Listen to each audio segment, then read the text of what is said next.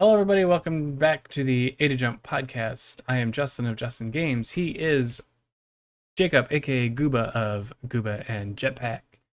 Howdy. And we are here after, I don't know, a couple weeks. Something like that. We've Fire Emblem has come out. Awesome. And one of my favorite franchises for sure. Also, Forspoken came out. Neither one of us have played it, but we've been seeing a lot of the internet talk It's been a about it. topic of conversation for sure. So we're going to talk a little bit about that. And then the Xbox Bethesda developer showcase, whatever you want to call it. We just got done watching that. There's been a few developments there. And then at the end of the show, we will go full spoilers for the Last of Us HBO series. Jake is appropriately wearing his Last of Us shirt. Oh yeah, got a lot of things to say about. Yeah, we're gonna spend The most of the show time in about general. that, and that will be full spoiler for the first 3 episodes. Yeah. But okay, first, last time we did our random game review segment for the first time, where we each got assigned a random game. We just wanted to provide an update. We've only played a few hours of each of our games. Fire Emblem's been distracting me quite a bit. As it should. And yes, so we'll probably have those reviews next time. As soon as we can get a little bit more time into it. My gosh. Shantae and something. Shantae and the Seven Sirens, yes, sorry. There you go. You're good. It's maybe an hour and a half in, and it's not bad. Yeah? Like, I'm not big into platformers. I just kind of find that just the running left and right kind of boring. But it's the art style is very good. You play as Shantae, a genie, and you have magical powers, and you go to this island in what you hope is like a little vacation getaway. And boy, it doesn't end up good. All your genie friends get attacked and kidnapped. Oh no. And yep, you got to go find them, and you got to unlock new powers, new abilities, meet new friends.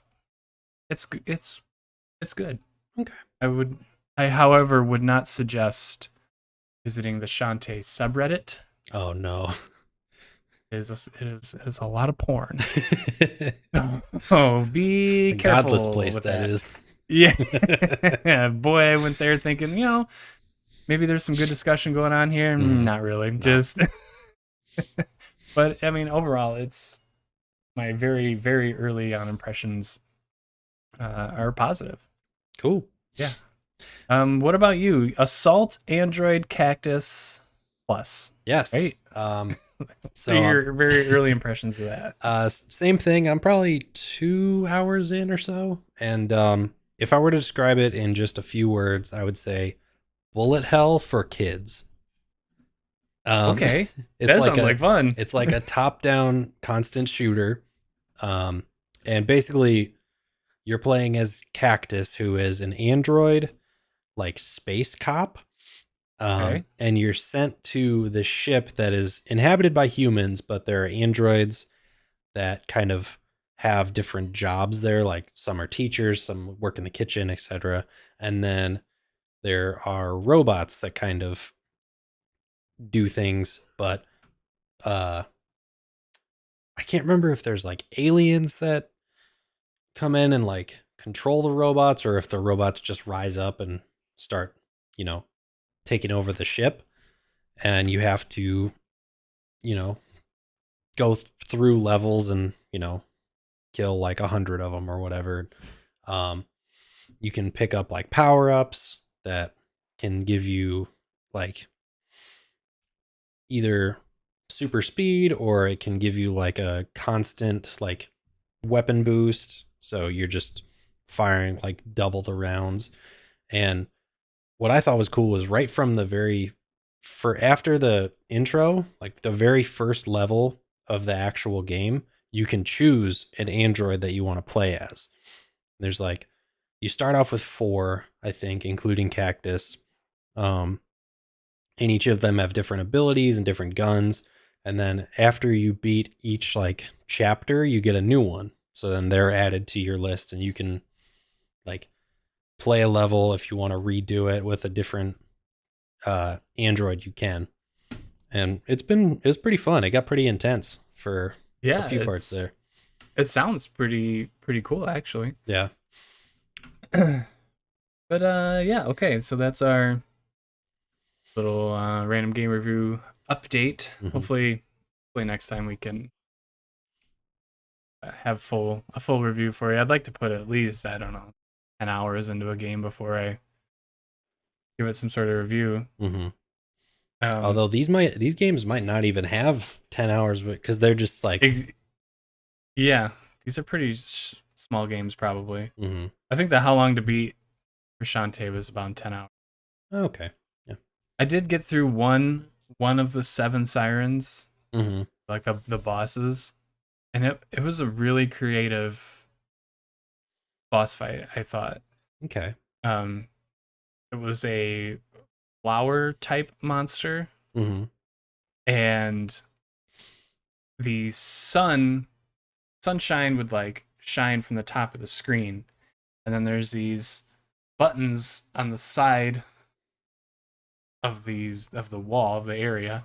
You had to like jump and stick onto the wall onto these buttons, and the flower monster would move Okay. based on which button you're pushing. If you moved it to the sun, it would get happy because it's a flower, and it would start blooming flowers, and flowers would fall down from the top of the screen, and you'd have to jump onto those flowers Okay. and attack the monster that way. I thought was pretty cool and creative. Yeah. And so I mean it's got good bones. Okay. Well, that's good. But moving on to the game that's taken over my life lately is Fire Emblem Engage. So this is the brand new, latest and greatest edition of Fire Emblem on Nintendo Switch. Mm-hmm. It's the second Fire Emblem game, mainline Fire Emblem game, not remake, that's came to the Switch. They released like, you remember a few years ago when Nintendo released like the Mario collection on Switch? Yep. But it was only for like a few months, right? Yep, I got that. At the same time they re-released an old Fire Emblem game, I think the very first Fire Emblem game. Really? Called Shadow Dragon. And it was the same thing. It was a timed thing. You had to buy it, otherwise it was gone forever. It was only like $5, so I picked it up. Mm-hmm. And boy, it plays like a Super NES game for sure. Yeah. But yeah, that's also on the Switch. If you don't have it already, you're never gonna get it. But yeah, so Fire Emblem Engage. I can't help but compare it to Three Houses. Three Houses is the last game that came out in 2019. That was my very first Fire Emblem game, and there are some definite differences and similarities, and I think they balance them well. Three Houses leaned very heavily on character development, getting to know each character pretty in depth, and then its combat, was very good. Where it wasn't as creative as Engage. Whereas Engage, the combat is just bananas. Yeah. There's tactics galore in this thing. There are so many different things to do, and the main mechanic in Engage is emblem rings, which contain spirits of characters of previous Fire Emblem games. Like, see, Marth is on the cover, and Roy, and people that you recognize from Super Smash Brothers. Mm-hmm. But they're part of old Fire Emblem games, and you find these rings throughout the story, and the main character is able to summon these spirits and use them in battle. And then there's 12 of those people, and every single one of them does something different. And they have abilities, they have special attacks, they have, passives. So, and you can equip those on anybody, and they all do different things when you do people. It's pretty intense. It's a lot to learn, I think. Mm-hmm. I'm about 35 hours in, and I feel like I'm still learning new things. Dang. But yeah, where Fire Emblem Engage really shines is its combat. Comparing that to Three Houses, with its character development ish, it's garbage. Mm-hmm. There is barely any character development. Where in like Three Houses had, every character would have their layers, and they'd have their family history and this and that. You'd learn about all kinds of sorts of things. Whereas in the Engage, it's like they picked one thing and then they just made a bunch of conversations around it. Mm-hmm. Like one of the characters you first meet really likes pickles. Okay. And every single conversation he has with anybody is about pickles. So, yeah. And the story itself is okay. Mm-hmm. The characters are cool. The character design is really good, I think. I think every character looks impressive, and I like getting new characters just to see, what they can do and stuff like that. But yeah, I would like to see it be a little more fleshed out in the character part. Mm-hmm. Because in Three Houses, as you progress through the game, as you grow closer to your other characters, like if you fight next to each other in battle, you'll kind of gain friendship points or whatever. Or if you give somebody a gift, you'll gain friendship points that way. And then you'll unlock conversations where you can just talk to them. And in Three Houses, some of those would last a long time. Like by the end, I'm just mashing through it because I just don't care anymore. Yeah. But they're pretty long. But we're in Engage, 15 seconds tops. Really? For all of them. Yeah, they're like, get this conversation over with, which most gamers might like. And from most impressions that I've seen online, people enjoy that. They're not sitting around and talking the whole time, getting their point, getting their friendships leveled up and on their way. Mm-hmm. So I'm really, really enjoying it despite the character development issues that I have with it. I think the biggest thing I like is that weapon durability is gone. Oh, thank God. Whereas, yeah, in all the old games, including Three Houses, you'd get an iron sword, and it's only good for 30 attacks. God, I hate that. Yeah, and that was like a staple in the Fire Emblem series, which, it is what it is. But it kind of sucked because you only have like 5 or 6 inventory slots.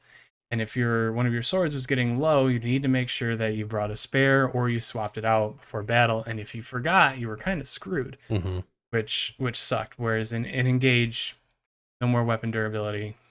You have unlimited uses. The only thing that has uses is like the healing stuff. You can give your mage a healing staff, and you can only use that like 25 times. And it'll take you a long time to get through that. But yeah, I love it. The tactics of it is great. For someone that's never played a Fire Emblem game that is looking to get into one, I would definitely suggest Three Houses first.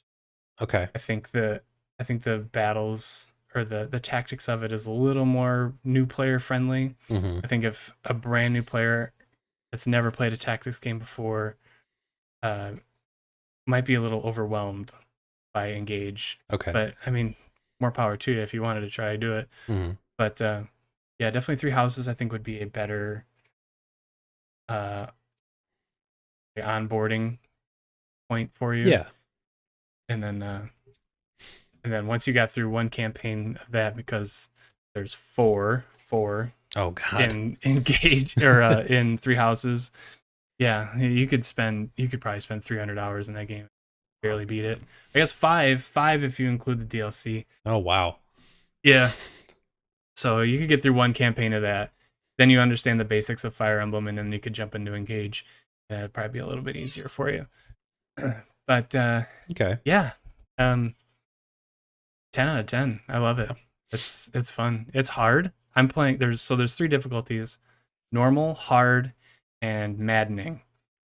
And I remember I tried maddening on 3 houses and just got absolutely destroyed. Yeah. So I played Engage mostly on hard. Okay. And at the very beginning, it was all on hard. At the beginning, it was tough because if your main character dies, game over. You got to start the battle over. Mm-hmm. And at the beginning, your main character is like made of glass. I played as the female. She dies so quick until you can build her up and get her a little stronger. Mm-hmm. Now she's untouchable. Yeah. But yeah, as I progressed a little bit, it got pretty easy.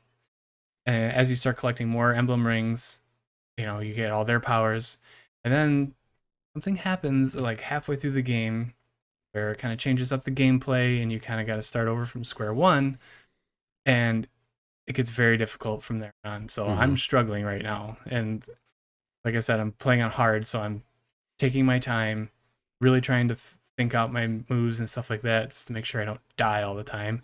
And I can spend upwards of an hour or longer in a single battle. Yeah. So, I mean, it's time consuming, but it's a fun time consuming for me anyway. But okay, yeah, that's my Fire Emblem. What have you been playing, Jake?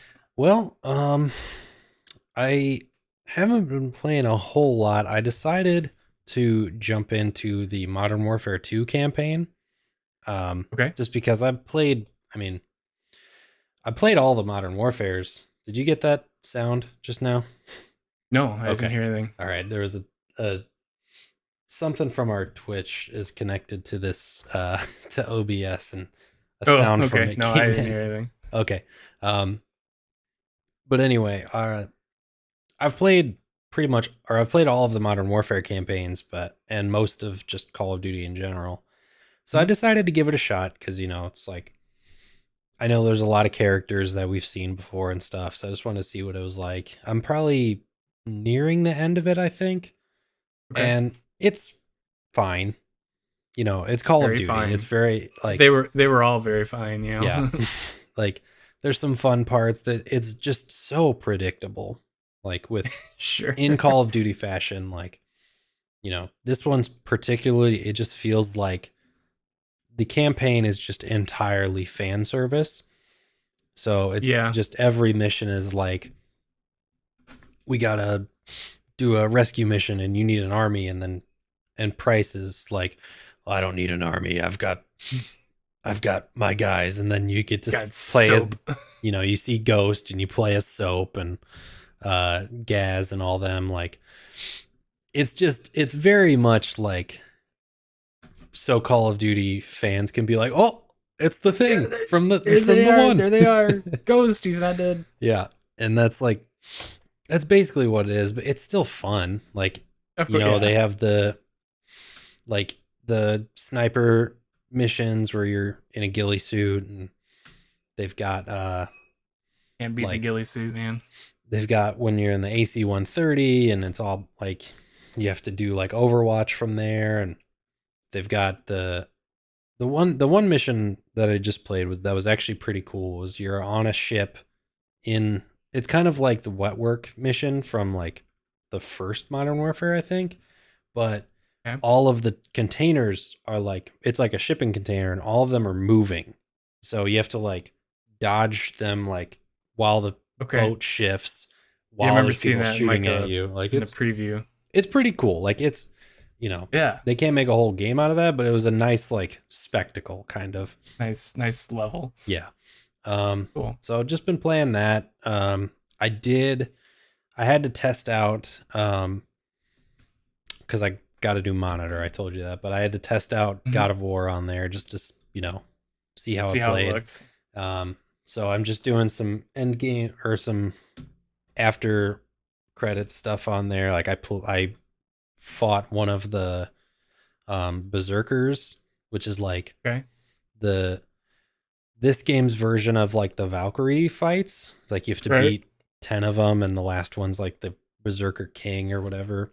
And I'm pretty sure Cool. the one I fought was probably the easiest one, but I ended up beating him after like 4 or 5 tries, so that was pretty cool. Sure. I mean, they're supposed to be hard, right?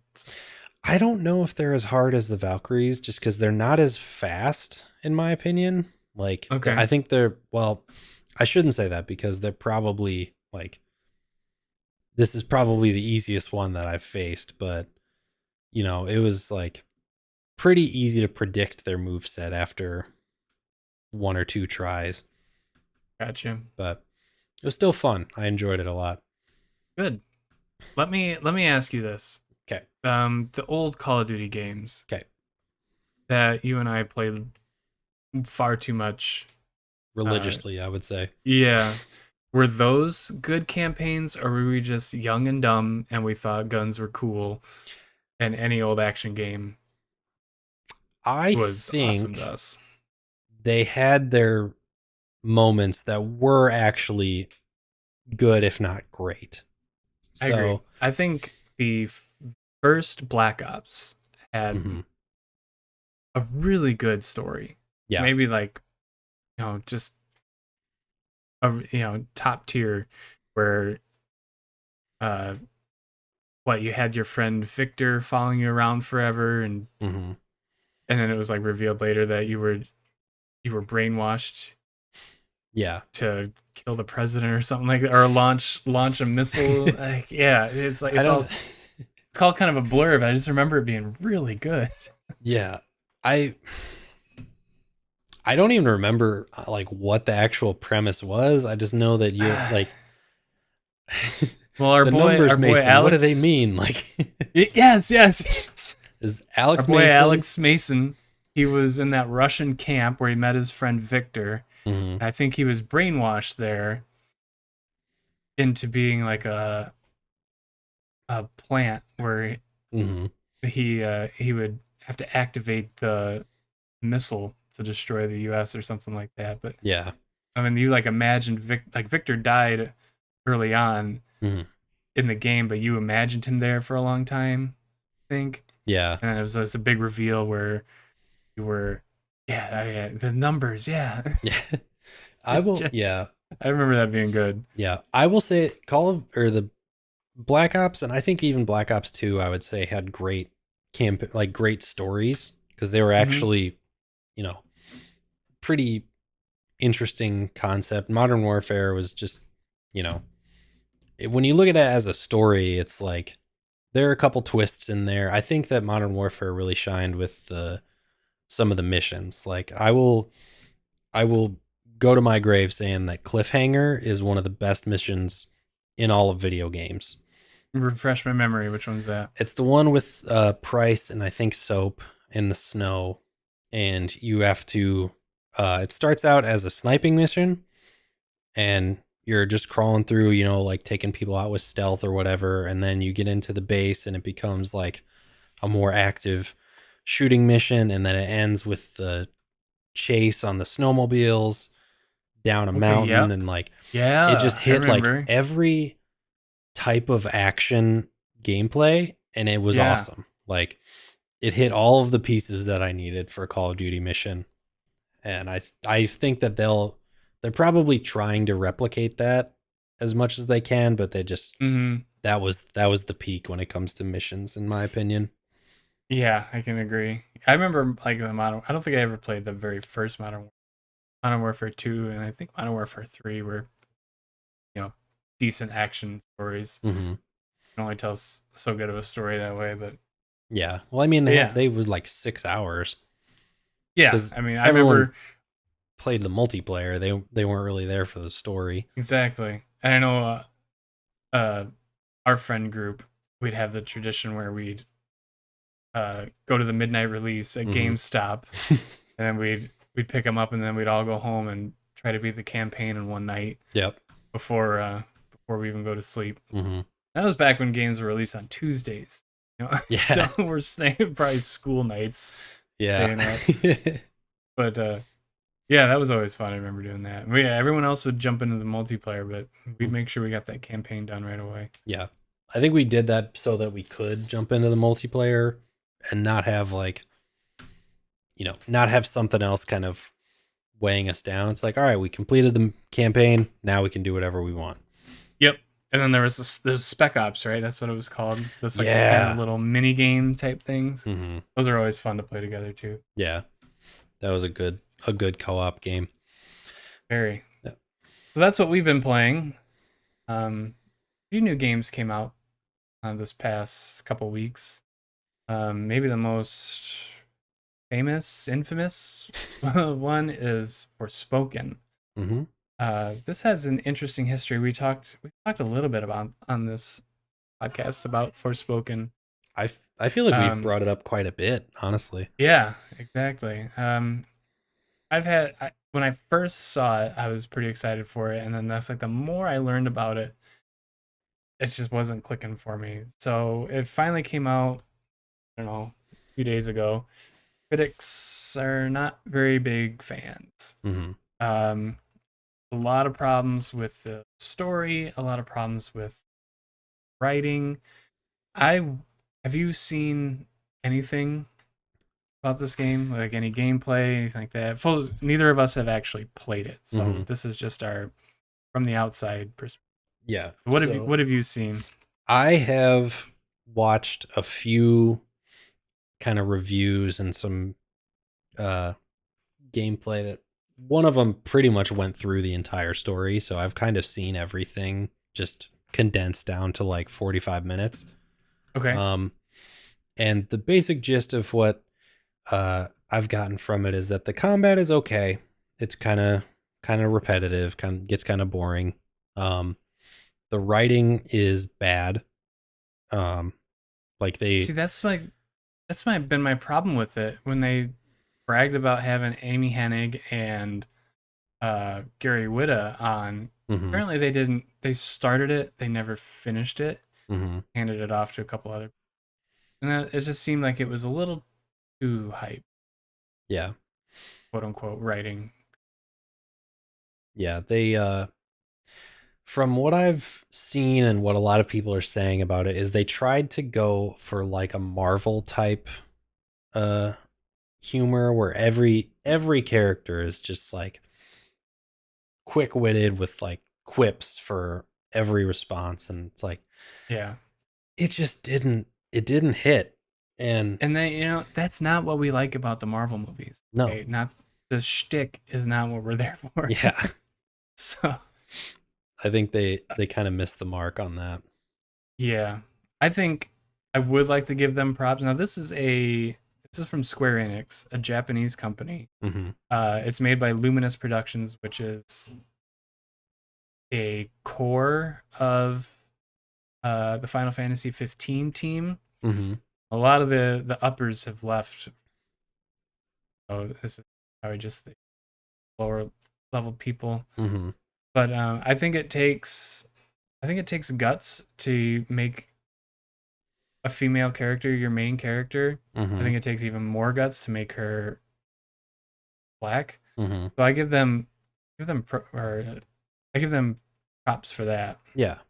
Unfortunately, just like everything else let them down. Mhm. Uh, it's one thing to have a.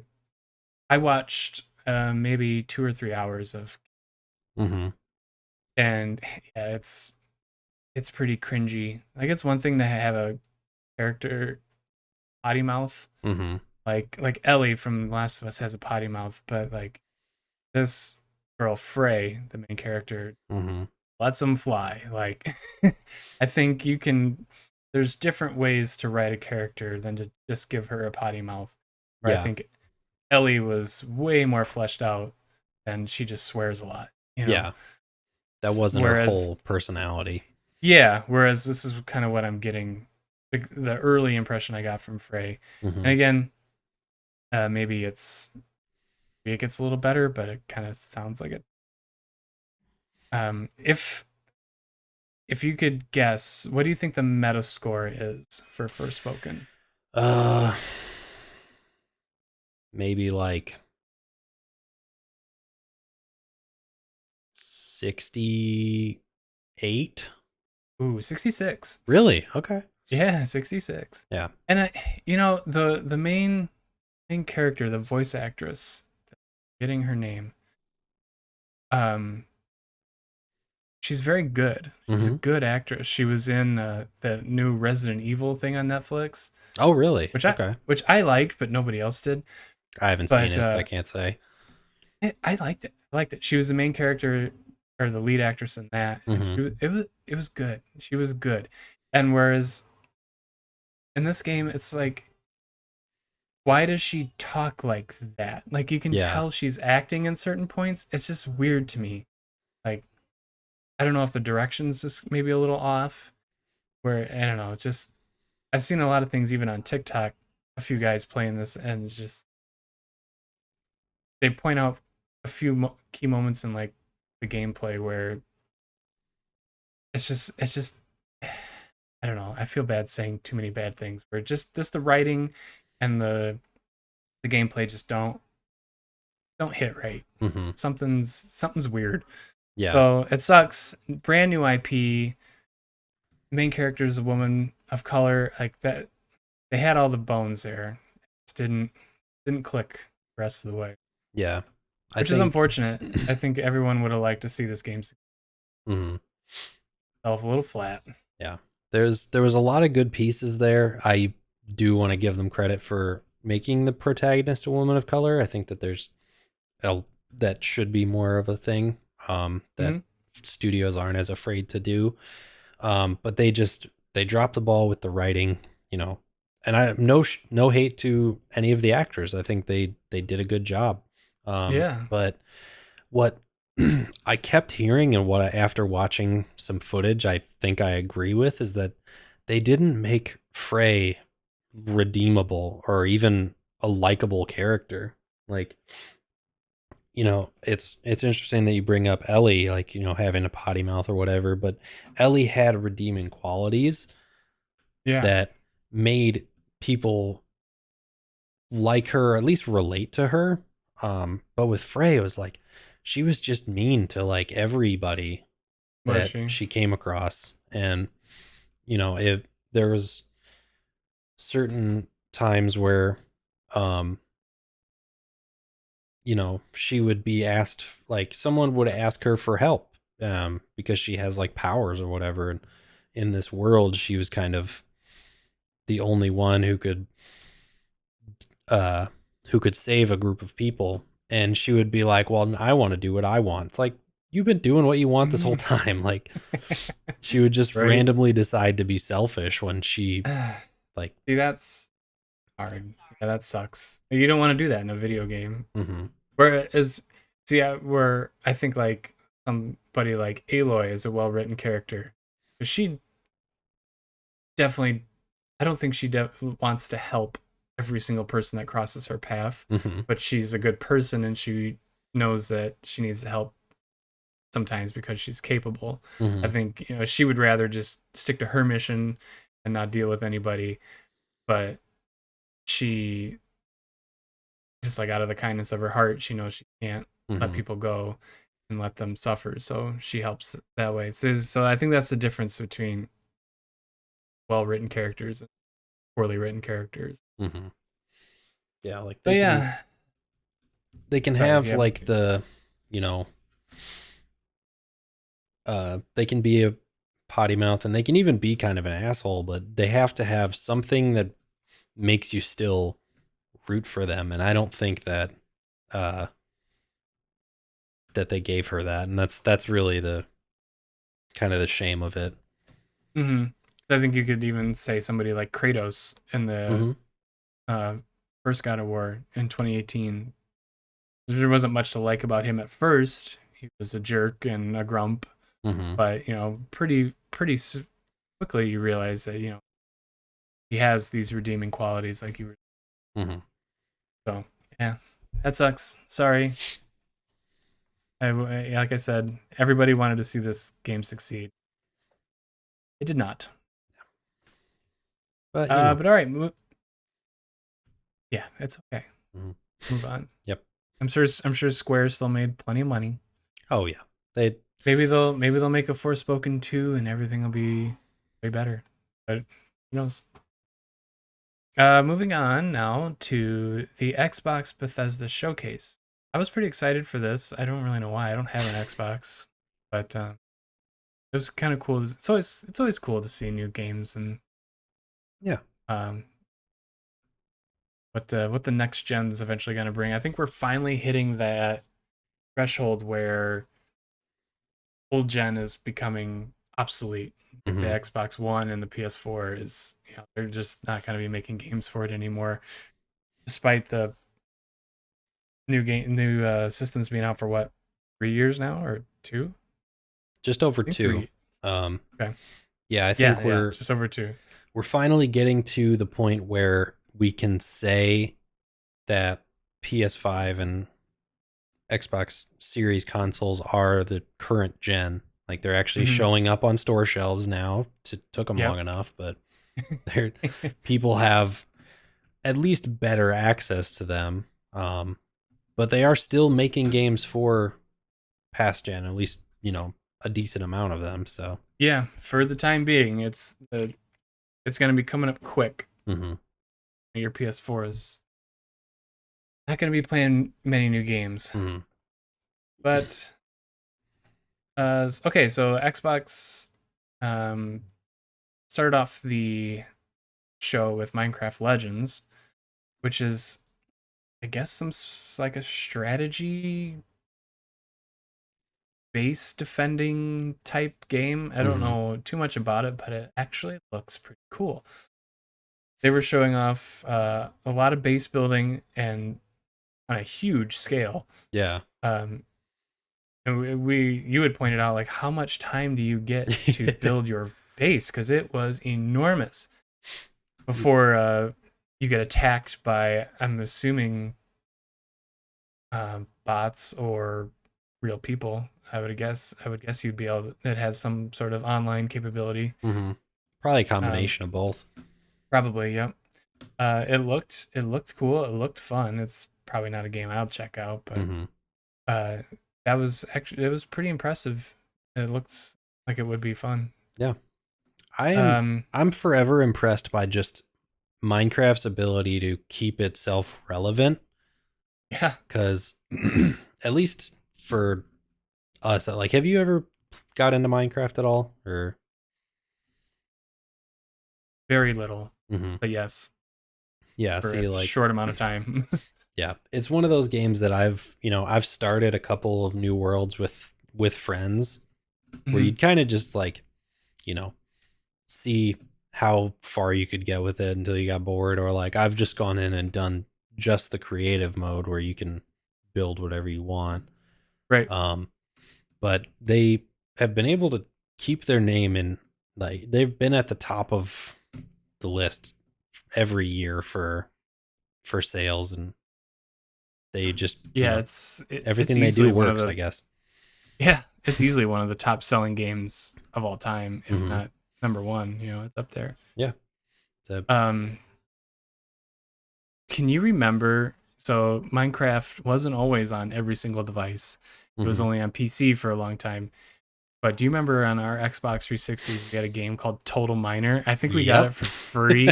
I think it was a free game. It was. And I remember you and me playing the crap out of that. we used to build like obstacle courses and stuff. Yeah, which is like actually a thing in Minecraft now, I guess. Yeah. Like they have obstacle courses and stuff. Like, no, that was, it was part of Xbox like indie game collection or whatever. Yeah. And it was very clearly a ripoff of Minecraft, but it was fun. Like I remember enjoying that a lot. Yeah, you couldn't play Minecraft anywhere but your computer, and we didn't have computers at our Xboxes. Yeah, I'm glad you remember that. That was fun. Oh yeah. Do you remember? I just had a memory of those days. Do you remember Track and Field on Xbox? Yes, I do. I think that was another free one. Yep. And that was the only game that I could beat anybody in, because yeah. You would have to just like button mash, right? And you You'd could have to run and do shot put and you'd have to spin the joystick, and I remember like I got really good at that for like I'd hold it like where I'd have my palm over the joystick and I just spin it, and that was like how you uh that was like how you won the race. I do remember that. And then there So was dumb, but I Meep. loved it. You remember Meep? Meep, meep, meep, meep, meep, He just meep. this little guy bouncing up. I don't even know what you call those types of games, but he just bounces up on the platforms. It was like Doodle We played Jump, I that. think was like a popular version of that. Was it? Okay. Yeah. Yeah, Meep. And then there man, we're going down a rabbit hole. Do Do you remember trying not to fart? Where you'd have to hold down the buttons so he wouldn't fart on a first date and stuff like that. Oh And my then you god. would if you let go of a button, like it would the buttons would show up on screen and you'd have to like contort your hand to make sure you push all these buttons to hold in your fart. And if you couldn't get one in time or you let go, he would fart. And if you farted too much, the girl would leave you because you were on like a first date. But if you were successful, you'd get through the first date. You get through a few dates. You'd get through proposing. You'd get through marrying her. You'd get through having a baby. You'd go through his entire life. It was ridiculous. What a ridiculous game that was. Oh my god. Xbox Indie Collection was just it was top tier. Yeah, we tore through those, man. We liked those. Yeah. Okay, well, anyway, Minecraft Legends is out April 18th. It is on Game Pass, also on PC. So that was cool. That was like the only. No, there was one more. But that is on Game Pass. Mm-hmm. Next, they showed off the new Forza Motorsport. Did it have a number? Or is it Forza 8?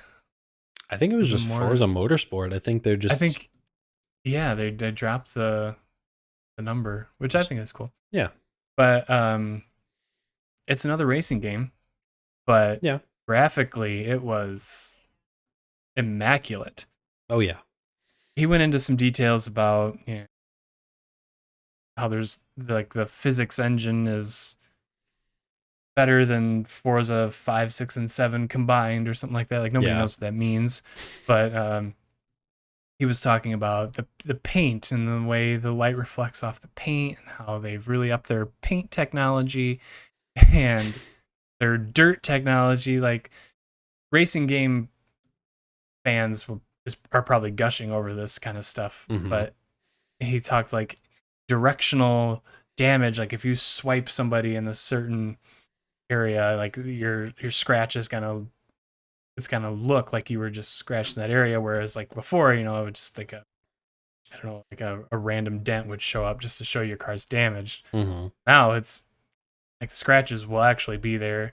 If you go off the track into the dirt, like it's gonna like where you would think the dirt would end up will actually end up there. It's not like so if you went in sideways, one side of your car is gonna be really dusty, the other side isn't, which not necessary, but cool. He talked about the sky and how the clouds are all procedural, and it was this impressive. It's going to be a very technically impressive game, but I don't think it's going to be one I pick up. I did like Forza. I've talked about that a few times, but I just don't think I would like it much anymore. It's kind of like what can you do to a simulation racing game that hasn't been done besides the graphical aspects of it. Yep, I agree. Just keep making those graphics better and better. Yeah, you're just inching your way closer and closer to just being in a real race car, basically. Yeah, exactly. Like I said, racing game fans are probably gonna love this game. It looked impressive. It sounded really cool. So yeah, that's Forza. That's just got a 2023 release. No mention of Game Pass on that one. Yeah, that's one. think it would be a mistake. Like I think you would get tons of people just to drop in, check things out, play for a couple hours. Maybe that's why they don't do it. I don't know. I can't figure out Xbox's Game Pass strategy, but maybe eventually it would.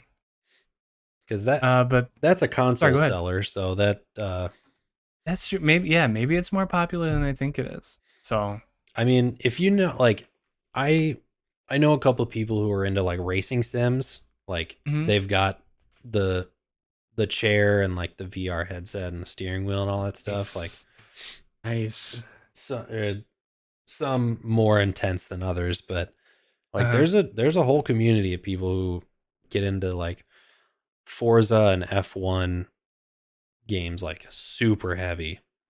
All right, well then, yeah, maybe it makes more sense to not put it on Game Pass. And I'm just saying, I think if it were on Game Pass, it would be something I would check out. Maybe they would get more mid to lower tier fans just to drop in and check out the graphics and stuff like that. Yeah. All right, so the next game was Hi-Fi Rush, which is a game from the Evil Within developers, which came out a while ago. I never played. I don't think they were particularly that great, but this is a huge departure from those games. They were kind of like a horror mystery type thing. This is like a rhythm, fully cell shaded cartoon rhythm game. It looked really cool. Yeah. You're fighting. It's like an third person action game. Whereas if your attacks land on the beat of the music that's playing, you do more damage. Very similar to Metal Hellsinger that came out, I think late last year. Yeah. But yeah, it looked cool. It seemed cool. It was one of those weird, and it's available right now type shadow drop things, which you don't see very much anymore. So I thought that was kind of cool. And there was like no leaks about it. Like, so it was just a complete surprise, which I always think is fun. What did you think of the Hi-Fi Rush presentation that you got to see? I thought it looked pretty cool. I only briefly got to see what it was like, but I didn't realize that it was the studio that made Evil Within, because it's just such a different game. Like it, that's why they were talking about opposite end of the spectrum. Yeah, they were talking like if this game's too scary, then I'm over with. One of the developers said or something like that. We were laughing at them; they were fun. But that's on Game Pass. You can play it right now. You could have played it a few minutes after the presentation. Yeah. Do you have an Xbox? Do you play on Xbox at all? I have an Xbox One that I turn on maybe once a year. It's just gotcha. It's sitting in the TV stand, but it's you've got it. Yeah. So Game Pass is really cool. I had Game Pass for PC for a little bit, just so I could, I don't know, play a bunch of games without paying full price for all of them. It's pretty fun. It's they got a huge library of all types of games. It's well worth the price if you have the time to devote to that many games. Yeah. Or if you're a person that just likes to dabble in games and not spend 50 hours in one game, it'd be perfect for somebody like that. Yeah, I had it on PC for a while as well, and I'm not the type of person that can dabble in a bunch of different games at a time. Like I usually kind of jump headfirst into a game until I get tired of it, and then I'll try and do something else. But I can't just have like a bunch of different games going at once. My brain can't keep track of it all. I agree. Yeah, I quickly found it not for me. It would work for perfectly, as I explained earlier, for a person that dabbles in a few. I like to put more time into my, and if they don't click right away, then I just play them. But so Hi-Fi Rush on Game Pass right now. Run, don't walk. Yeah. The next was Elder Scrolls Online, and we talked a little bit while we were watching this, Elder Scrolls Online has a new expansion chapter, I think they call them, called Necrom. That comes out June 5th for PC and June 20th for console. Mm-hmm. And I had heard before watching this, because you and I just watched it before we started recording, I had heard that this Elder Scrolls presentation was a little desperate, and boy, it sounded like it. Yeah. He was saying things like, do you remember how much fun it was to play Skyrim? Remember how much fun you had playing Oblivion? What about Morrowind? You can have very similar but not close to experiences in this game. Please, God, play our game. And it's probably over now, but like the weekend, all their DLC was completely free. Mm-hmm. So they are so desperate for people to play their games. It was kind of funny. But like we were talking, like I had asked you, is Elder Scrolls Online successful? I mean, I feel like it has to be at least moderately successful, because they keep every year, like, I mean, I don't know how much work they're actually putting into it, but because it kind of seems like they could just be taking assets from older games or like older engines and kind of like mashing together a quest out of them or something. I don't really know. I've never played it, and I haven't played much of Skyrim either, but like it just kind of every time, I feel like every year I see some new Elder Scrolls Online thing, and I always just think like, does anyone really care? But they must, if they're still making them. They have to. So it's an MMO, which I do not click with one bit. I tried playing Elder Scrolls Online when it very first came out. I don't even know what year, and it just wasn't for me, and I never jumped back on. MMOs aren't for me, but I know they're for a lot of people. So I mean, maybe we just don't see a lot of hype for it. Maybe it's a quiet community.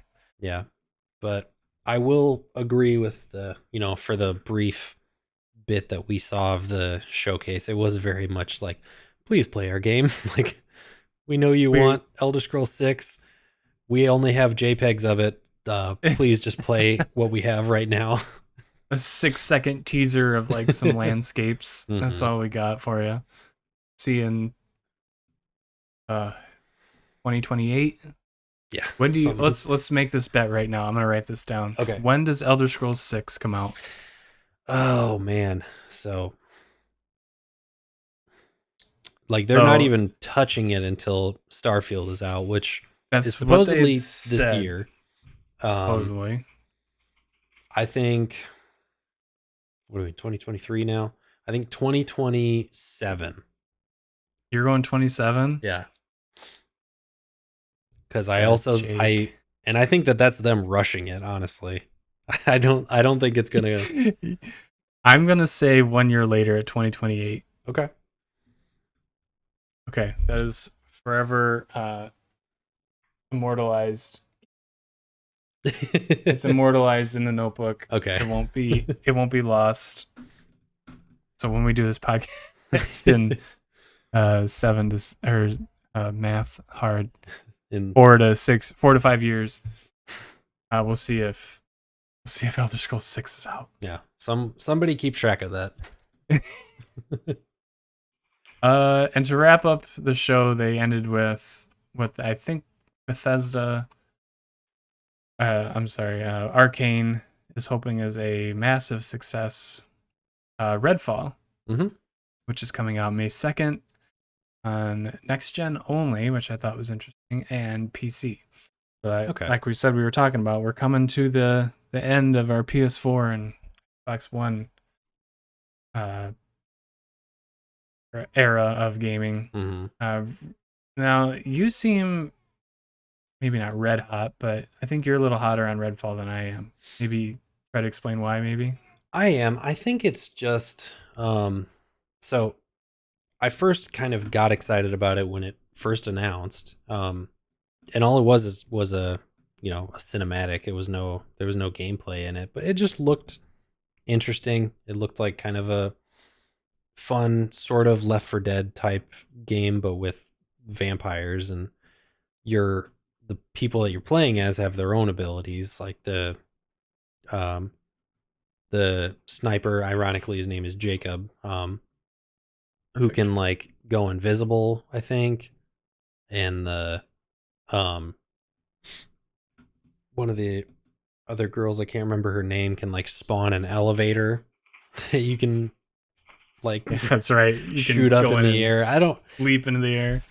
I don't really know all that much about it. It was just one of those things that I remember seeing initially. I was like, yeah, that looks pretty cool. And That looks pretty it's dope. they've put more info out on it. I'm still like, yeah, okay.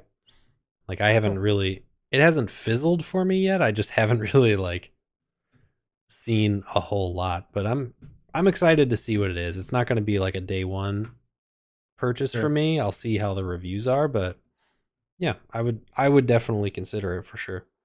Cool. And I told you if you wanted to play it, I would play it with you. Mm-hmm. I think that's the type of game that you'd only have fun if you're playing with somebody else. Yeah. Solo might not be the best way to experience that game, even though they say that you can. Yeah.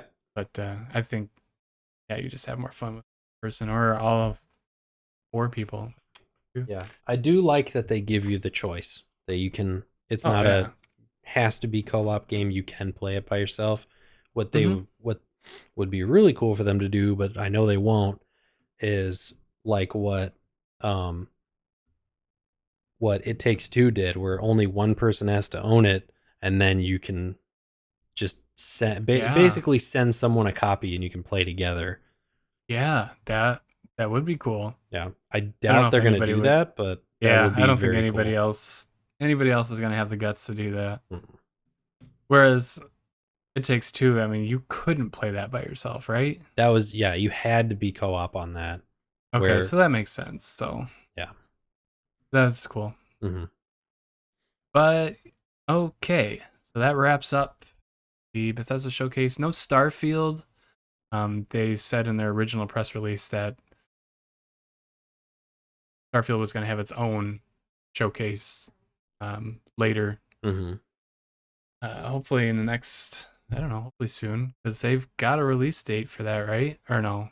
We talk about this every time. I can never remember. I think they said, did they? I think they said November. I don't remember honestly.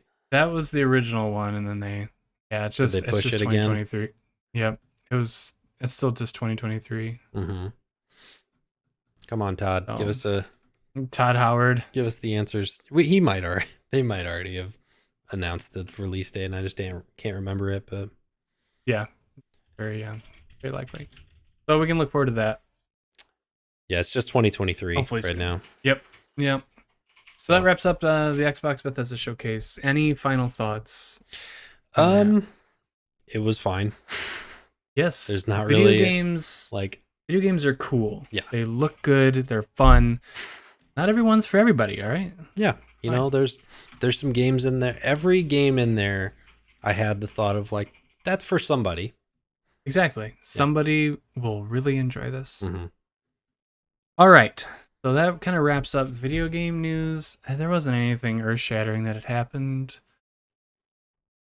in the business side. I don't know, whatever you want to call it. No real cool developments. Dead Space. Did we talk about Dead Space at all? That I don't came think out. so.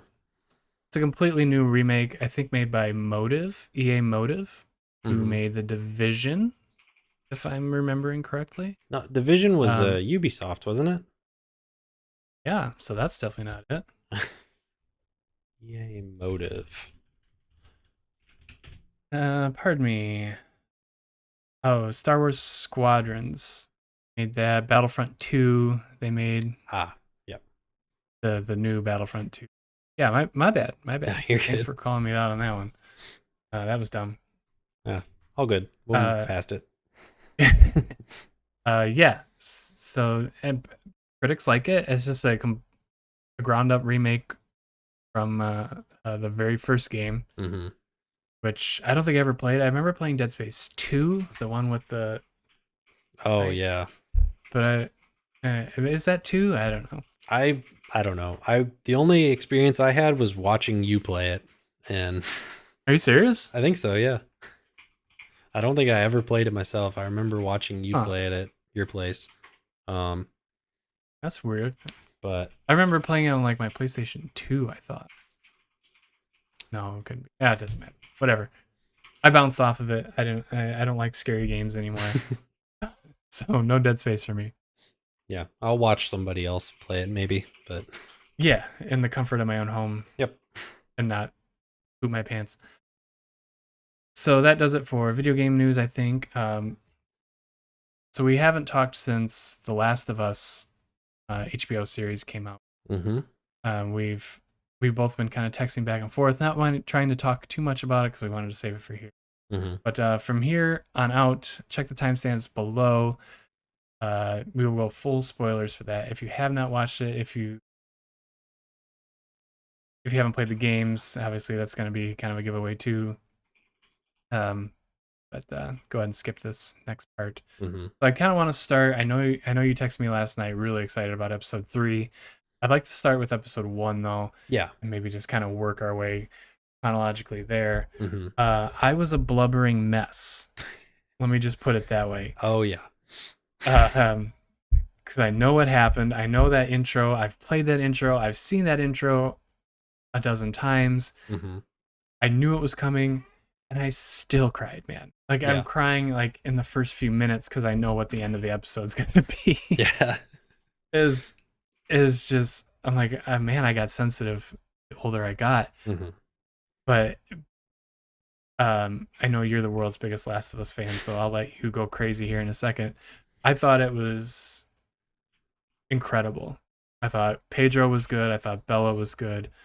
The characters are perfectly well written. I love that they started the show off with like the 1960s with these professors or doctors or whatever they are, scientists, talking about what caused this. Because in the game, you're just kind of you're picking up notes, seeing it. You don't get to see it. Whereas in like the show, they can go into a little bit more depth, and that way I loved that story bit. I was scared, I was sad, I was happy, I was all sorts of emotions in it. So I loved it. What about you? What did you think? I mean, what can I say that you haven't already said? It was phenomenal. What I would like to touch on that I really appreciated that was different than the games was just how much more time you got with Sarah. Yes. Which shout out to Nico Parker, did a fantastic job as Sarah for the 30 minutes or so that we got. And I think that was something that they had to do, because in the game you play as Sarah, even though it's only the first little section. I think that that's enough for you to get to know her in that context, where with a show you need a little bit more time to get to know these characters, to be able to feel anything when something happens to them. So I really liked that we got to see, like, she was kind of the main character for the first half of the episode. And I also like that you get to you got to know the neighbors, like, more than just in the game. One of them is infected and breaks through into Joel's house, and you kill him, and then that's it. And like this one, you actually get to see the outbreak as it happens. And one of the most, I'm gonna call it, haunting images from the first episode is when Sarah is picking a movie off the shelf, and behind her the grandma is like starting to turn, and it's got that moment where her she's like kind of twitching and her mouth opens real wide in the chair, but it's like faded. That was terrifying. Yes, at that moment I forgot that this was a scary game. It's supposed to scare you, or even a scary show. Like, I forgot, like, oh my god, that scared the crap out of me. And then shortly after that, when the dog is just sitting in front of the grandma, just staring at her. Like, oh, the dog knows. The dog knows. And oh man. So, and also another thing I want to say is shout out to HBO for not killing the dog. Yes. They Yep. that is something that I feel like is too often kind of that's a shock value thing that they jump to, and it Mm-hmm. was not necessary, and they didn't have to do it, and they didn't. And Nope. He like just ran away. they can He's safe and sound. yeah, He's fine. yeah, he's 20 years later, he's still He's still walking kicking. around. Yeah, I used to like to believe he's still walking. Yeah. No, but that like the way they built tension in that opening time was just crazy. Like cuz they had Mm-hmm. that moment, and then like when the dog comes up to the porch, like, and Sarah's there by herself, and you're starting to hear all of the helicopters going over and stuff. Like Mm-hmm. they took like what was already a tense moment from the game, where like Sarah wakes up from the phone ringing and it's Tommy. Like I think they did it like times a million in the show, I just agree. like adding up the tension, and then you know walking outside and like going into the neighbor's house and stuff. Like I was Mm-hmm. on the edge of my seat the entire time. Yeah. Before we get too far, I don't know if you were watching the little interviews after the credits. Mm-hmm. Yeah. I think it was Craig Mazin that said, talking about Sarah, like the fans of the game know that she's not going to last very long, Mm-hmm. but they still needed to get us to care about her, and they only had like half an hour to 40 minutes to do it. Mm-hmm. They needed a really good actress, and they needed to write her very well to make us fall in love with her in just Mm-hmm. such a short amount of time, and they knocked it out of the park. They did a good job with her in every single way. Mm-hmm. And then yeah, the scenes uh shortly, like once the outbreak's happening and Joel and Tommy come back, and they've got to Joel's got to beat that old lady with a pipe wrench or something like that. Mm-hmm. It's just like the fear in everybody's face is so good. And then just the scene where they're getting in the truck and they're trying to run away, and it's like some people are asking for, like, begging for help, and others are infected already and Mm-hmm. trying to attack people. Like, oh, it was like, he's haunting. Yeah. And when they're in the town and the fucking damn plane crashes, like, oh my god. Like, it was a lot, but it was so good. And then it just comes to an absolutely tragic, terrible ending. Mm-hmm. I remember, what year did The Last of Us originally come out? 2013. 2013. Mm-hmm. I remember crying back then. And I was yeah. just a dweeby little kid. I didn't have a daughter, Mm-hmm. and I cried then. And now seeing this, with Pedro's fantastic acting, like, oh my god, I was a mess. Mm-hmm. It was so good. Yeah. I liked how they had it. I recognized some lines from the game. Mm-hmm. Like, I thought that was cool that they just took some, not every line, they're not scene for scene, but like when they're in the truck driving away, like I felt like I was in the game, Yeah. because you're seeing that from like Sarah's point of view in the Mm-hmm. game, and you're still, you're zooming around in the truck and stuff like that. I loved that. So that was really cool. Yeah. How they I had liked the that a lot. camera in her, like in from her perspective, so it felt Yep. like the game, because you're kind of like it did. over her shoulder looking out the front window, and Mhm. it just adds to like the fear aspect. Like you feel like you're a kid, and like not Yes, knowing what's exactly. going on. Yep. And We're just as everyone's scared as she panicking. is. Like you just saw your dad Mhm. kill somebody. Like it's Yeah. Yeah, man, they did such a good job with that first episode.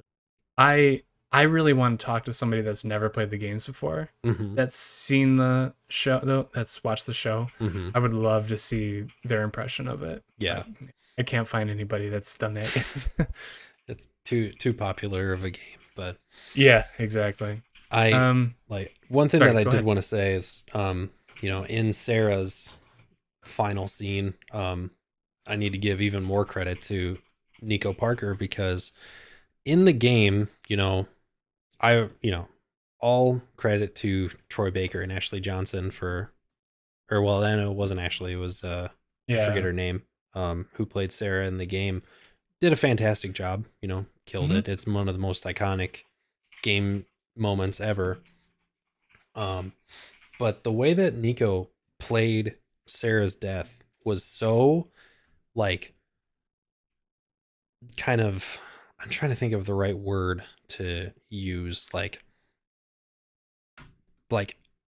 uncomfortable in like the most impressive way, because it wasn't just like, you could tell, or in the game, like you can tell that Sarah's like in pain and she lets out like little shrieks and stuff. But when in the show, it's like you can see Joel tries to pick her up and she like is hitting him, like pushing, like she's clearly like in Yeah. agony. And that was just played so well. Like that made me Hmm. forget that it was a show for a second. Like I thought I was watching this unfold. Yes. I've always said that that is the great the sign of a great show is when you're just forgetting that you're watching a show. Mm-hmm. And yeah, I absolutely did. And you're right. It was terrifying watching, like Craig Mazin said, someone that we just fell in love with really quick Mm-hmm. in such serious pain, and like it's not good. Like Yeah. there's and then Tommy's like Yeah. stop. It's like, oh no, she's gonna die. Damn, I'm getting worked up just thinking about it. Yeah. But yeah, phenomenal. 10 out of 10, 11 out of Absolutely 10, incredible. 100 out of 10. That was good. Um and I think that wasn't the very end, was it? No, We got they to meet Ellie. that was like the first half. Like the first Yeah. episode was like almost an hour and a half, I think. Yeah. And So, yeah. Sorry, go ahead. so, like going from that, like it's already, you kind of like fall in love with characters in both like eras of the first episode, because like they gave Joel and Sarah more time to, kind of flesh out their characters, probably for people who are not familiar with the games. Yeah. And then they did such a good job introducing Ellie. Mhm. Because, fans of the game know who she is, but people who've never watched or who've never seen anything on it, like they have to get behind this new character now, like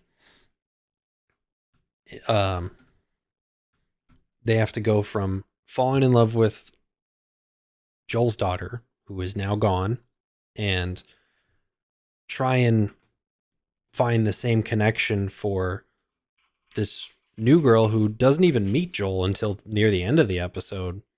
Mhm. And I think that they did just about as good of a job as you can do. Like especially Bella being able to sell, like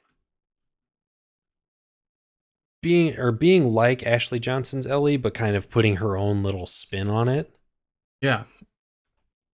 And I don't know. I could talk for 7 hours about every single Right. person's performance, but Um I have a question. Was Ellie as sadistic in the games as she is in the show?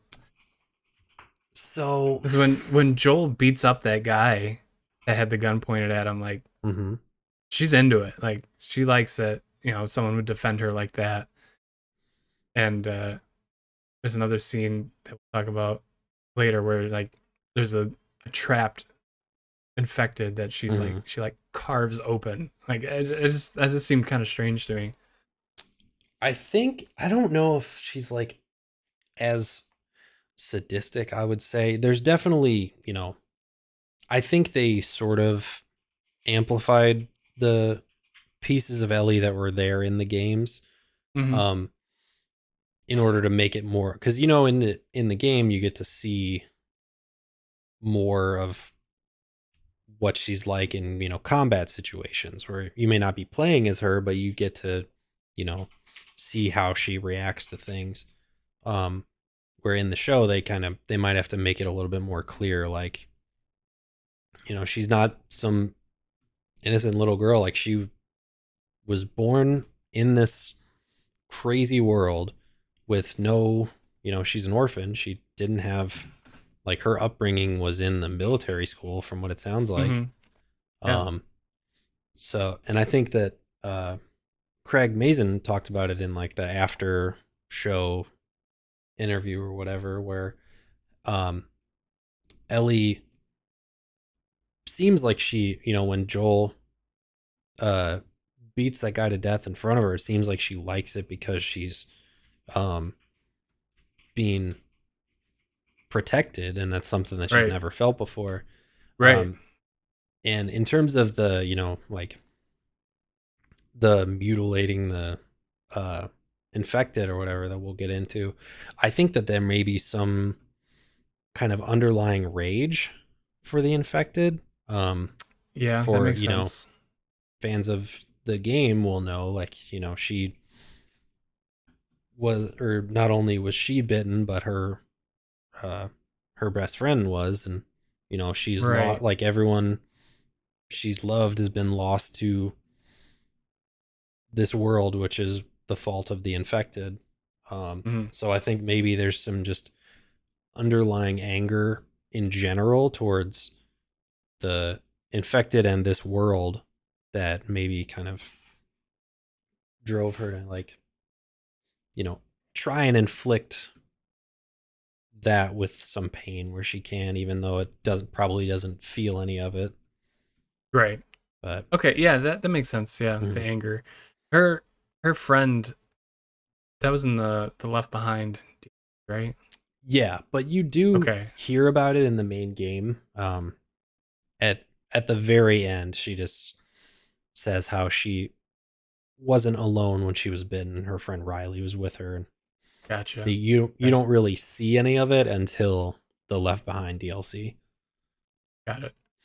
Um, yeah, and then I think by the very end of the episode, Joel and Tess are taking out, and then I think their plans what to go to the capital, and that's where Fireflies are. Mm-hmm. And then I think that kind of leads us into the second episode, um, which I thought, it's hard to beat that opening sequence, but Mm-hmm. still good. And then so Joel and Tess are trying to get Ellie to more Fireflies, right? Mm-hmm. And then the Fireflies are going to trade her for a battery, and then Joel's plan is to get to Wyoming to check on his brother, right? Yeah. Am I okay? Mm-hmm. And then they get to there's a long sequence of getting to the Capitol, right? We're Mm-hmm. going through the museum, and that's where we meet the clickers for the first time, Yeah. which still terrifying. That Yeah. sound. Anyone could recognize that sound. Oh yeah. Um, I thought they did a really good job with the prosthetics Mm-hmm. and just Yeah. the movements and stuff like that. Just making them, like, again, you can kind of forget this is a horror show, not just a drama. But Yeah.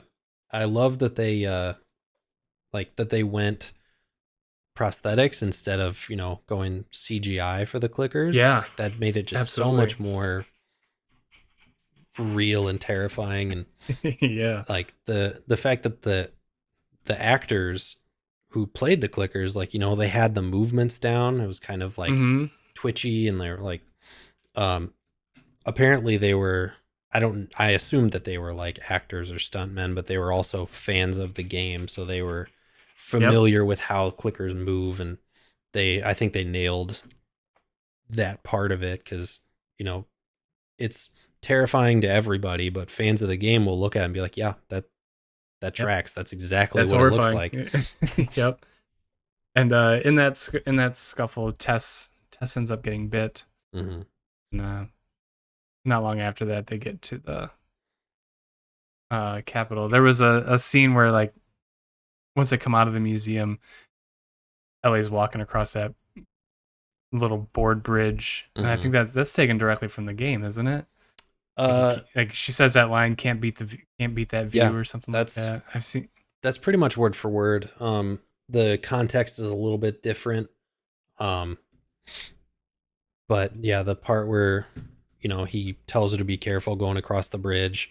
Um, and in the What does she say? Like those were hard. This is wood or something yeah, like like that, that. like I LOL'd at that. That that was was really dangerous. funny. This is wood or something like Yeah, that. yeah, Like yeah, something like that. yeah, which that I was love it. I liked that a little bit. Another thing that I liked about the second episode is they kind of gave a better introduction into the infected and how the spread sort of works. Yep. And to like the tendrils, because in the game the uh, infection is spread through spores or through bites. But in this one, they couldn't have the actors in gas masks for 90% of it, so it had to spread through Right. these tendrils. And what I really liked was how it was like a network. So if you Yeah. touch one here, it could wake up 100 infected a mile away, and we got to actually see that Yeah. in action. I thought that was really cool. Yeah. It was cool. Neil and Craig in that after show was talking about how much they learned about mycology, like the Hmm. study of fungus and stuff like that. So they had said like, video games you can make things work, but in like a show, you had said like it can't just spread airborne. Hmm. It's just not going to work in the context of a show. So they had to find another route, and I think they did well. Yeah. It's believable. I mean, I don't know anything about mycology, Yeah. so um, yeah, that was neat. The biggest, I wouldn't even call it an issue, but like the biggest question mark I had. So we said Tess ends up getting bit. Um,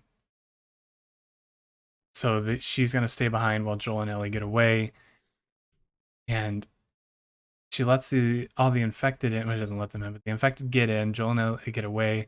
She's poured gas everywhere.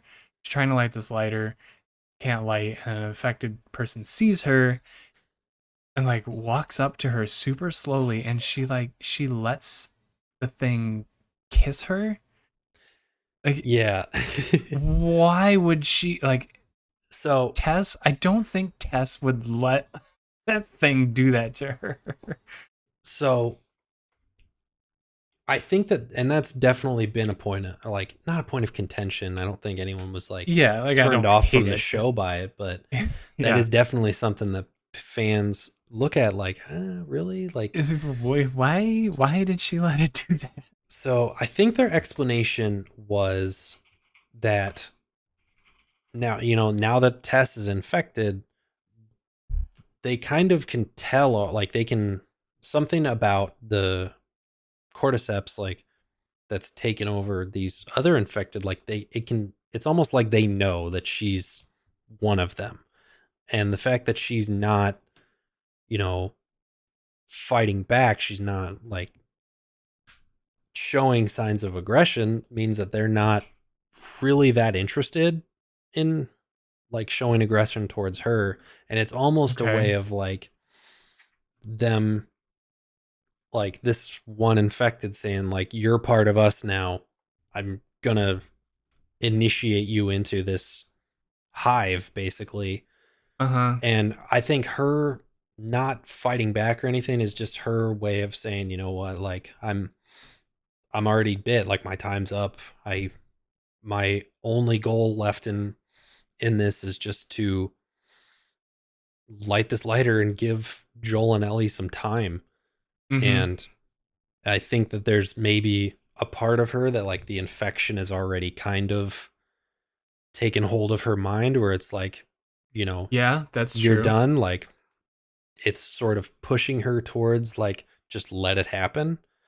But she's also, the part of her mind that's still left is like the part that's still clicking the lighter, trying to fight back. I Um, like that. I like yeah.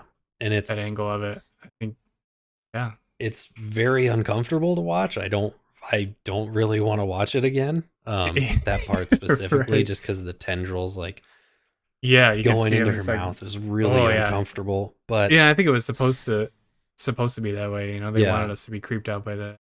but it also, they found a way to justify it there. It actually, I think it makes sense. And it actually kind of made more sense for the context of the show that it was infected that were the reason that that Tess had to make her kind of final stand. Because in the game, it's Fedra coming to Right. get you. And in the context of the show, it was like there's no real reason for them to be there, for the Hmm. Fedra to be there anyway. Like they were out of the quarantine zone, like they're not being chased or anything. Didn't really make much of a difference. And like the fight with the Fireflies is going on inside the quarantine walls. So Right. Fedra really would have no reason to be there. So them still having that time crunch of like they're on their way, we got to get out of here, but it was the infected, I think made a lot more sense. I agree. I Mm-hmm. think it added to the tension Mm-hmm. more and more. But yeah, Tess eventually gets the lighter lit and blows them all to hell. Mm-hmm. Um, I do also want to mention the voice actress that played Tess in the games. Yeah. Sadly passed away. Annie, what do you Annie remember her? Annie Wershing. Yeah, she's a very good actress. I've seen her in a few other things. I did not know that she played Tess, but I Mm-hmm. recognized her face. That's yeah, she's only 45, cancer. It's very sad. Yeah. Rest in peace to But her. yes. She was in 24, I believe, Yeah, too, yeah, right? she was. Yep. My wife and I were talking. She was in Vampire Diaries. Recognized her there, Oh, and really? yeah, she played um Damon and Stefan's mom, I think. Mm-hmm. Um, and then she was in, yeah, she's been in a lot of stuff. She was a very good actress. So that's gone too soon. Very sad. Yeah, absolutely. So Um, shout out to her. I think they're gonna put a it happened too soon before episode 3 went out that they weren't able to do yeah, anything, but I think Craig said that they're gonna add something to episode 3 as like a tribute to her yeah, at for some sure. point. So Yeah, that that'll be she nice. deserves it. Yeah, because Tess was such a she wasn't around very much, but she made a big impression on you Hmm. in the game and in the show. Oh yeah. But yeah, I think she has a GoFundMe for her family. Hmm. Maybe I'll link that down below. Yeah. Anybody that wants to take a look at that can. Joel and Ellie do get away. And that brings us to episode 3, and I know you have a whole lot of thoughts about this. And Yeah. I So do too. I wish the show would stop ripping my heart out. That's about all I'm gonna say.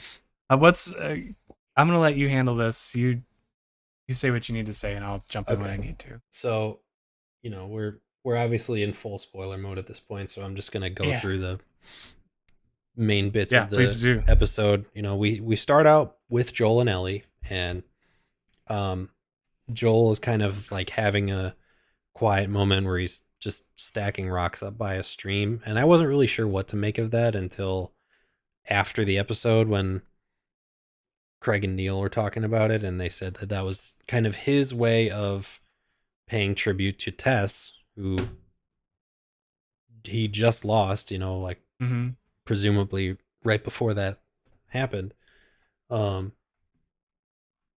because he didn't really have a chance to deal with it. They had to just run. Yeah, Um, and then you get kind of a little moment of like him and Ellie now on their own and seeing how he would like how they handle being around each other. And um they still don't really like or trust each other at this point, but you get to see little bits of their personalities coming out. Like Ellie's asking a bunch of questions, and like you start to see her joking around a little bit with Joel. um which is fun as hell, by the way. Like yeah. they have such good chemistry with each other. Hmm. It's fun. Yeah, even like even right there where they're not really that close yet, you start to see little glimpses of it, which was fun. Mhm. Mhm. Um, and I'm glad that they had the bit where she asks like how the outbreak started, and he Yep. went into the theory that the cordyceps got into the food supply. And I thought that was really interesting because that's a theory that's been going around the internet for the last few weeks. With them, I think there was a couple people that were pointing out, like in the first episode, how Joel and Sarah, like the reason that they didn't get sick was because they kept kind of avoiding flour based foods. Like Yeah. they couldn't make pancake Pan- mix, or they didn't have Pancakes. pancake Yep. mix. Um, the neighbors made biscuits, but they turned them down before they left. And then Yeah. Sarah made cookies with the neighbor, but she didn't eat any of them because they were made of raisins. Like it was like all these things. I Clever. was like Clever. kind of hinting towards it, and then when they finally kind of confirmed that in the episode, I was like, that's so fucking smart. Like, That's clever writing right there. yeah, That's a big difference. yeah, and it was kind of a definitive answer of like, yeah, all of that's how this started, and it confirmed in the previous episode at the beginning, like the doctor in Indonesia, um, examining someone that was infected, and they worked at like the flower plant or whatever. I forget where exactly, but Right. Yeah. um, is kind of like putting all the pieces together for how this happened, and I thought that Absolutely. was really clever. Yeah, I didn't even realize that until you're telling me now. Yeah. It's very clever. Um, so we get to see that, and then they go to they're on their way to uh Frank and Bill's town, which we don't really know anything about them at this point. Um, but fans of the game know who they are. They know about them. Um, but on the way, they stop at the um, somewhere that Joel has some supplies hidden, and we get to see, Joel's just looking around for his stuff, and Ellie goes off exploring on her own and finds an infected, kind of stuck in the rubble. So I can't get to her, and this is where what we were talking about of her kind of showing more of a sadistic side, where she pulls out her knife and she kind of like cuts it across the forehead, and then you know kind of just sits eye to eye with it for a minute, and then finally kills it. And there's this weird, like, I had this sort of weird uneasiness while watching that, because it was like we've always known that Ellie has a little bit of a violent side, but like getting to see it in that way was just really like unnerving, I guess. Yeah, I agree. It's like the same thing with Tess, Mm-hmm. as seeing characters act a little differently Mm-hmm. and in disturbing ways for sure. Yeah. Um, but anyway, that's from there. We jump into the main meat of the episode, which is the full story of Bill and eventually his partner Frank, and how they survived to the last 20 years. I just want to say I've forgot like I played some of the game. I've Mm-hmm. watched it on YouTube a couple of times. I knew who Bill was. I forgot Frank's part in the story. Yeah. So I had no idea who that Frank was in the game too. Mm-hmm. Uh but I knew Bill was like a survivor doomsday type weirdo, like it's like a comical type character, Mm-hmm. paranoid and stuff like that. But yeah, go ahead. Yeah.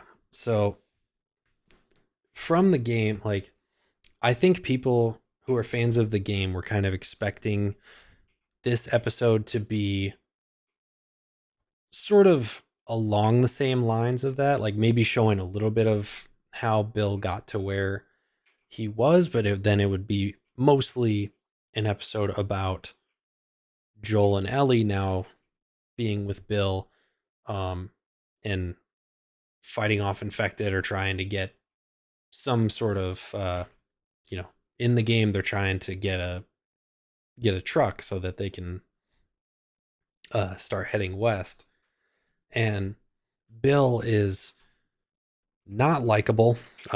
He's kind of an asshole through the whole thing in the game, Mm-hmm. and um, sort of hinting at the that he has a partner, or that he had someone he cared about, but he doesn't anymore. Yeah. Um, that they had some sort of falling out, and that's really all you know until later on, like after that section of the game where you find his partner Frank, who had been bitten and ran off and eventually killed himself, and left a note for Bill basically saying how he hated him. Yeah. And Pretty mean note. it was really like, I was like, man, are they gonna let us get to know Bill and then like just gut punch us with the same type of ending? And Yeah. See, that's not at that all what was they did. Like, no. I mean, they still gut punched us, but it was like I said, I forgot Frank was even a character, so mhm, it was kind of cool going in this completely blind. And then I had gone back after this episode. I went and watched Bill's part of the game mhm. again, and yeah, it's definitely not obvious that Bill was gay, but um, It was there's hinted at, definitely sort very of. hinted at. And then and after when they're driving away, after they get the truck, Ellie finds uh, gay porn in Yeah. his in Bill's truck. So I think that is kind of the giveaway. Hmm. But yeah, I had forgotten all that, Yeah. so it was cool.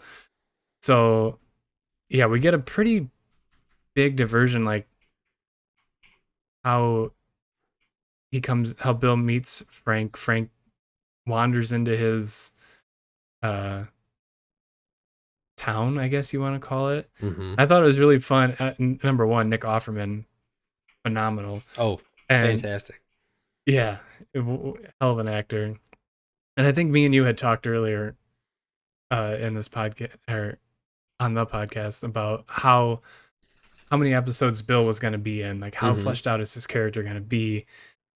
Uh, and I think you had said he'd be in a couple. Yeah. But I mean, I certainly didn't expect this type of character development. So go ahead and keep walking us through what Yeah. happens. So, we get to know Bill right at the start of the outbreak, where his entire town is cleared out by Fedra.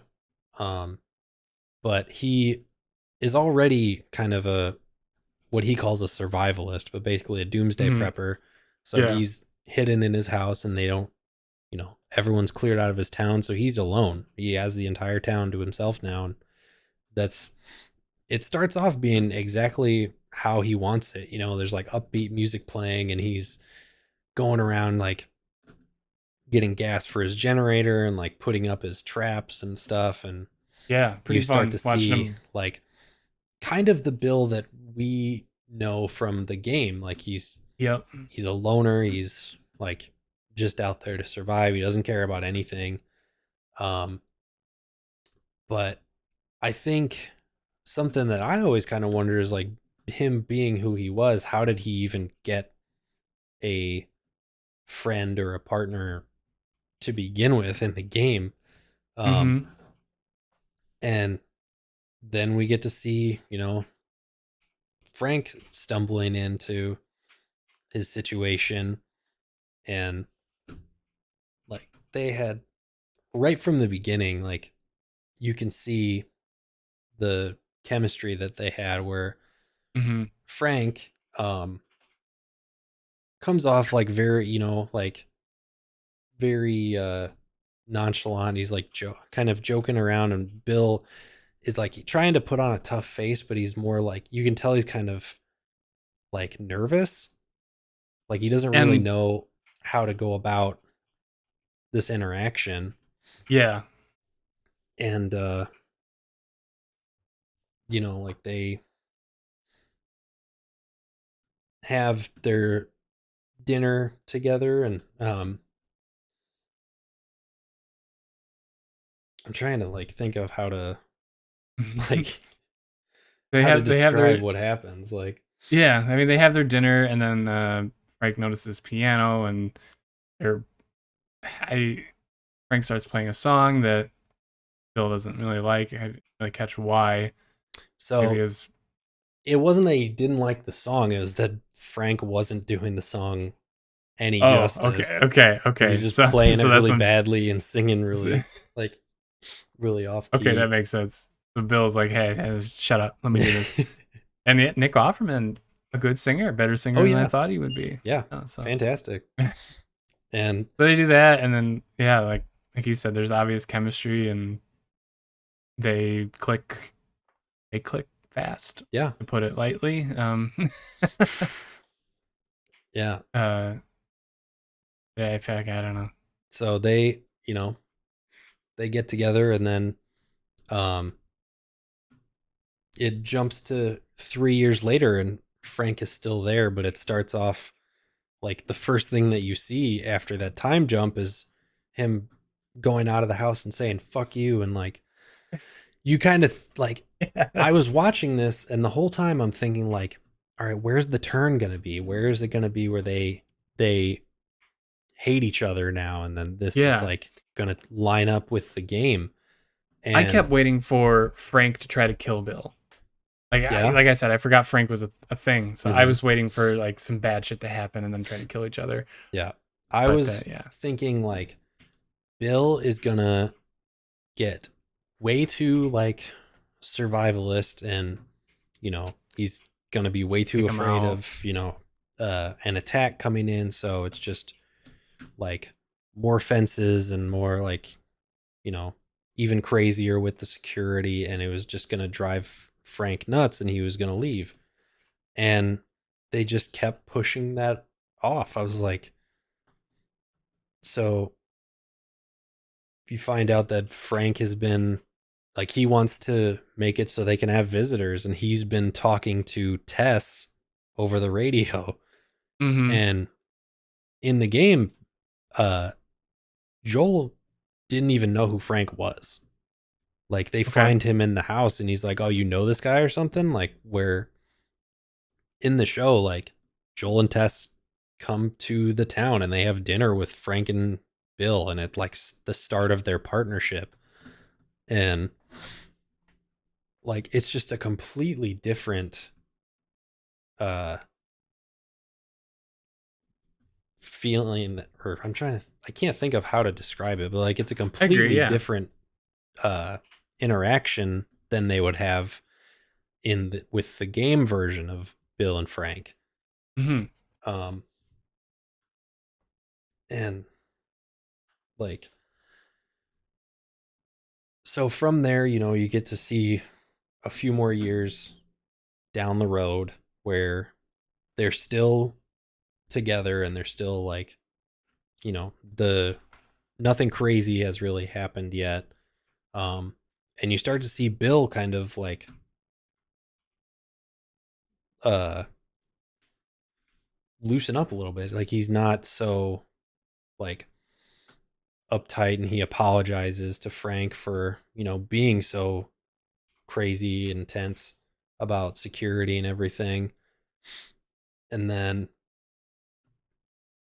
do another jump to where uh so previously, when Joel and Tess were there, Joel had said like, you guys are protected from infected, and Fedra's never going to come your way, but someday there's going to be raiders, and Mm-hmm. they're going to get through the fence, and they're going to come in at night, take you by surprise, and like, they're going to get you. And then, a few years down the road, we see that happen. We see an attempted raid, and of course Bill is like, he doesn't give a shit. He's out there in the middle of the street shooting at him while the fence is shooting out fire, and Yeah, that was pretty cool. like like he's doing whatever he needs to not survive, but to make sure that Frank does. Yep. That was And yeah. it's a completely different way of seeing Bill, because in the game he was, we don't see him very much, but you can tell he's selfish. He doesn't care about Mhm. anything but himself and his traps, and like making sure that his space is safe. Where in this, it's like the exact opposite. Bill doesn't care about himself at all. He just wants to make sure that Frank is okay. And, Yep.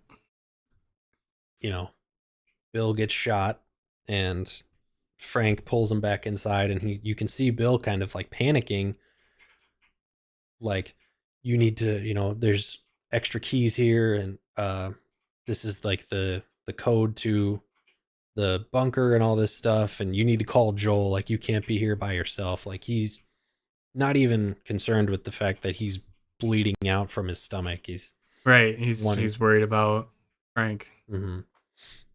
And then, we get the final jump to 2023, and they're both old men now, and Frank has some sort of illness and he's in a wheelchair, Mhm. and you get to kind of see how their life plays out. And Frank decides that he's, there's no cure for what he has. Like, he doesn't want to live his life like this, so he says, I want to end it here.